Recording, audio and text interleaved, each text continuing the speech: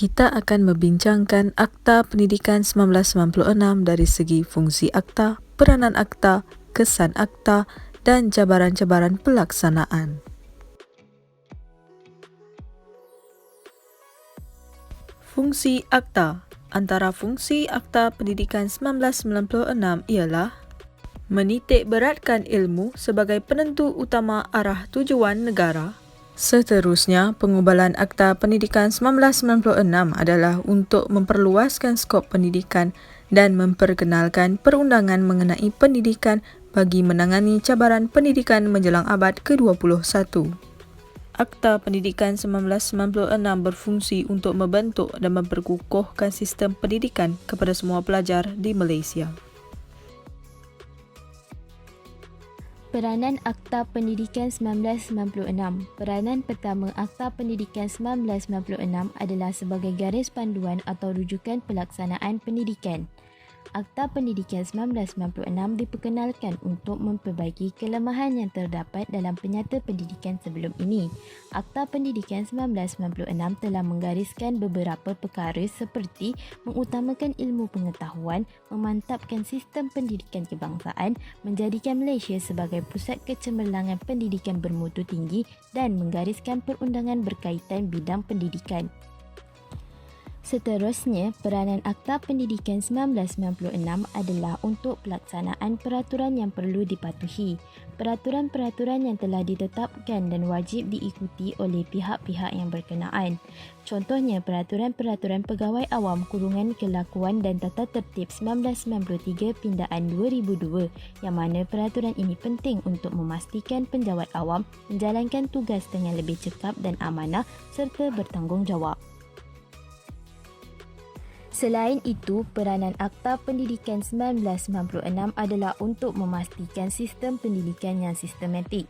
Dalam Akta Pendidikan 1996, konsep sistem pendidikan kebangsaan dimantapkan dengan meliputi semua peringkat persekolahan dan semua kategori.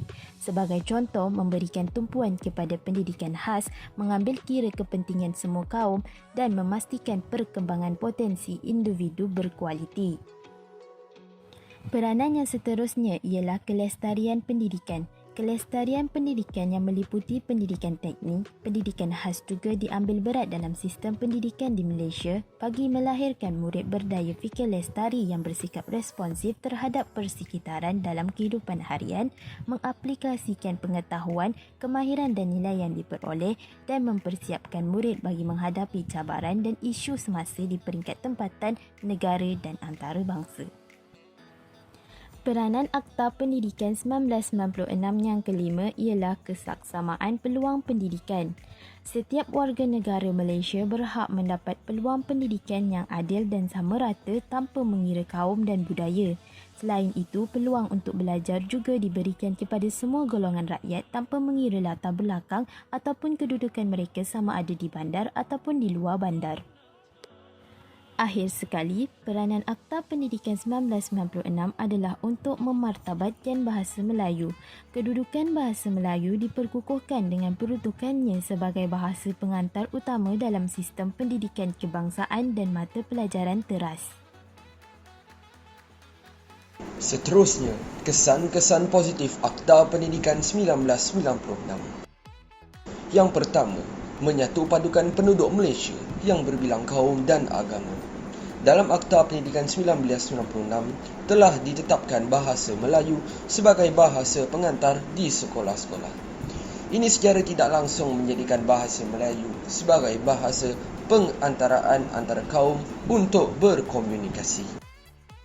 Yang kedua, mengatasi keciciran pelajar pada peringkat pendidikan rendah.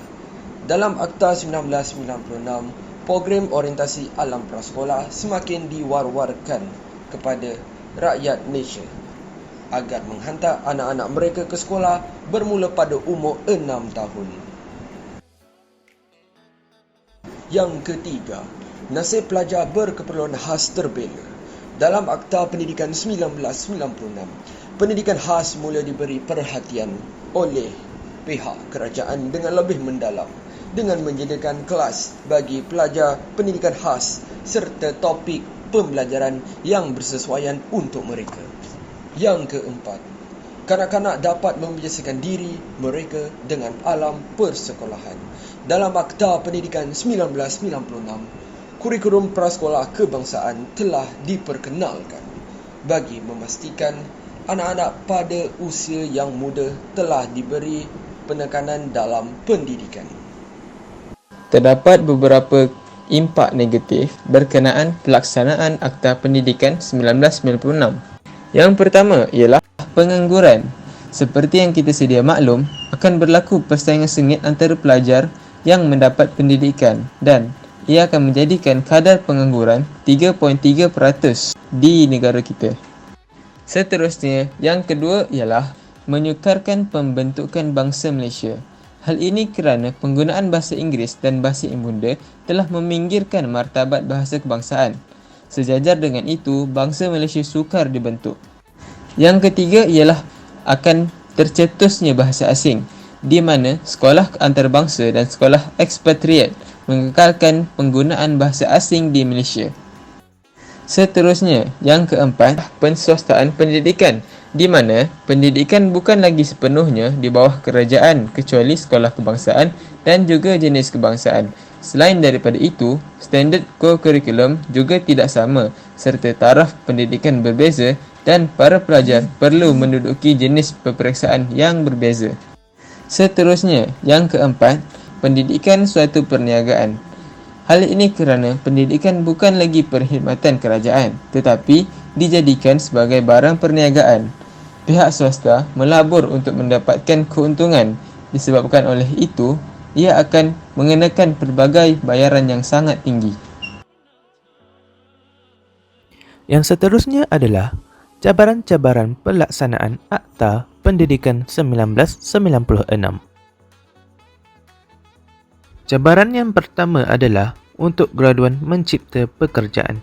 Rakyat masih mengharapkan pendidikan sebagai alat untuk mendapatkan pekerjaan dan jawatan, iaitu dipanggil penyakit diploma disease. Yang kedua adalah cabaran dari segi sumber kewangan.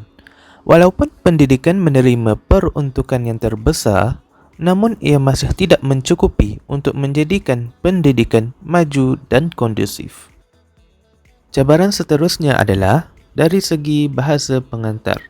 Bahasa Melayu tidak dimartabatkan dalam pendidikan sebagai bahasa pengantar utama dan bahasa Melayu tidak dijadikan bahasa rasmi dalam urusan pentadbiran. Dan cabaran yang terakhir adalah isu perpaduan kaum. Akta pendidikan ini diwujudkan adalah untuk bertujuan menyatukan kaum melalui pendidikan. Namun, masih wujud tanda-tanda isu perkauman antara kaum kerana pengekalan identiti kaum masing-masing.